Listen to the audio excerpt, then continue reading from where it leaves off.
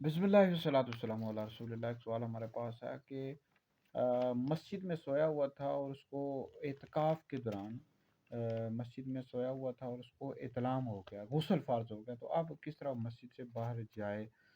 देखिए, इसमें यह है कि वो मस्जिद में सोया हुआ था एतकाफ़ के दौरान और उस पर गुस्ल फ़र्ज़ हो गया, इत्लाम हो गया, तो अब वो अ, तयम्मुम करके मस्जिद से बाहर निकल जाए। वहीं दीवार पर हाथ मारकर, जो तयम्मुम का सुन्नत तरीका है, मसनून तरीका है, उसके मुताबिक दीवार पर हाथ मारे और मस्जिद से बाहर निकल जाए, गुस्ल करके फिर वापस आ जाए। तो बहरहाल अगर किसी शख्स ने तयम्मुम नहीं किया और वो जल्दी-जल्दी मस्जिद से निकल गया, तब भी कोई हर्ज नहीं है, लेकिन बहरहाल बेहतर और अफ़ज़ल और मुस्तहब यही है कि वो तयम्मुम करके दीवार पर हाथ मारे, सुन्नत तरीके के मुताबिक तयम्मुम करे और फिर मस्जिद से बाहर निकल जाए।